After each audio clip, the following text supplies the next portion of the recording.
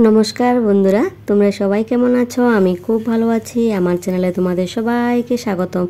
तो যারা যারা আমার এই চ্যানেলে নতুন আছো তারা ফেসবুক পেজ থেকে যদি আমার এই ভিডিওটা দেখে থাকো তাহলে চ্যানেলটাকে ফলো করে রাখবে, ইউটিউব চ্যানেল থেকে যদি দেখে থাকো তাহলে চ্যানেলটাকে সাবস্ক্রাইব করে রাখবে। আজ আমি তোমাদের মাঝে নিয়ে আসলাম খুব সুন্দর একটা ব্লগ, পদ্মপুরাণের ব্লগ। শ্রাবণ মাস আসলে সবাই কিন্তু আনন্দে মেতে ওঠে, ঘরে ঘরে পদ্মপুরাণের বই পড়া হয়। তো আজকে আমি ননদের কোয়ার্টারে গিয়ে খুব সুন্দর পদ্মপুরাণের প্রোগ্রামে আমি সামিল হলাম। আমার কাছে খুব ভালো লাগলো, তোমরা পুরো ভিডিওটা স্কিপ না করে দেখবে। যদি আমার এই ভিডিওটা ভালো লাগে তাহলে একটা লাইক করে দেবে, তোমরা অবশ্যই কমেন্টে জানাবে। আর পদ্মপুরাণ বই পড়তে কার কার ভালো লাগে, কে কে পড়তে খুব ভালোবাসো তোমরা অবশ্যই কমেন্টে জানাবে। তো এনজয় করে পুরো ভিডিওটা স্কিপ না করে দেখবে।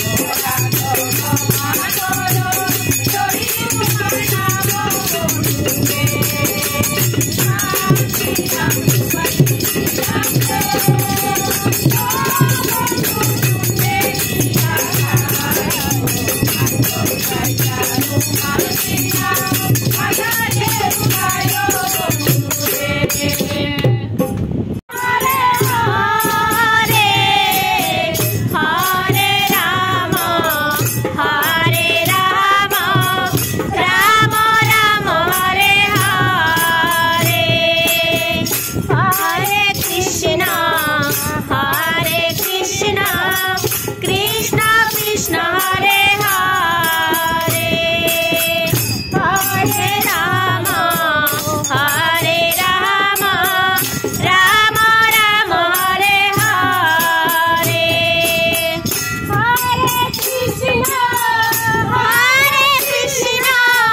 कृष्ण कृष्ण हरे हरे हरे राम राम राम हरे हरे हरे कृष्ण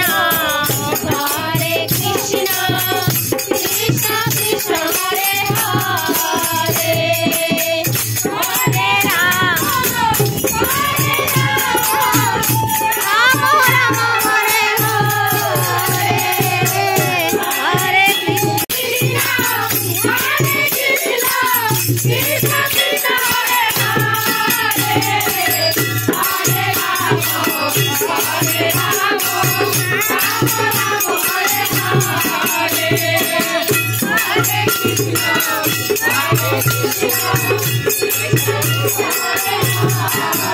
हरे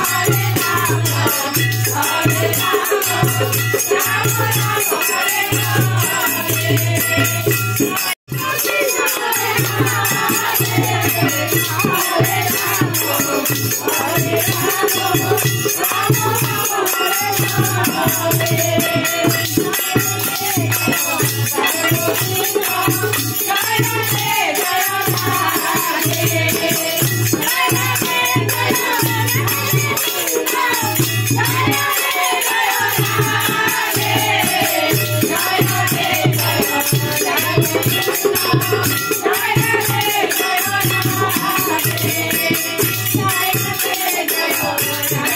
हरे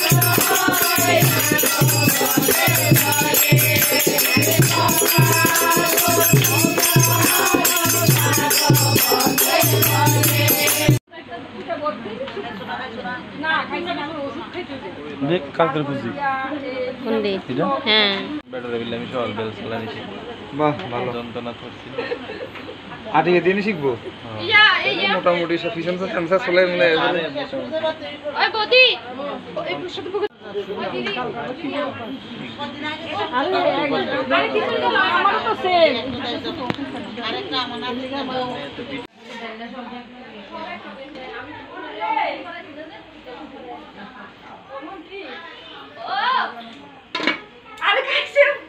রাত্রি বাজে 12টা। তো আমরা পদ্মপুরাণের প্রোগ্রাম শেষ দিলাম আর সবাই খিচুড়ি প্রসাদ নিয়ে নিল, যার যেমন ঘরে চলে গেল। তো আমরা কিছু লোক ঘরে বসেছি, তো আমরা খিচুড়ি প্রসাদ নেওয়ার পরে আবার একটু ভাত খেয়ে নিলাম। আর তোমাদের কাছে আমার এই ভিডিওটা কেমন লাগলো তোমরা অবশ্যই কমেন্টে জানাবে, আর যদি ভালো লাগে একটা লাইক অবশ্যই করবে। সবাই ভালো থাকবে, সুস্থ থাকবে। তো জয় শ্রীকৃষ্ণ, রাধে কৃষ্ণ বলে আমার এই ভিডিওটা এখানে শেষ করলাম। আমার এই ব্লগে তোমাদের অসংখ্য ধন্যবাদ। যারা যারা স্কিপ না করে আমার এই ভিডিওটা দেখেছো তাদের অসংখ্য ধন্যবাদ। আবার দেখা হচ্ছে পরের ভিডিওতে। ততক্ষণ পর্যন্ত তোমরা ভালো থাকবে, সুস্থ থাকবে। Bye bye.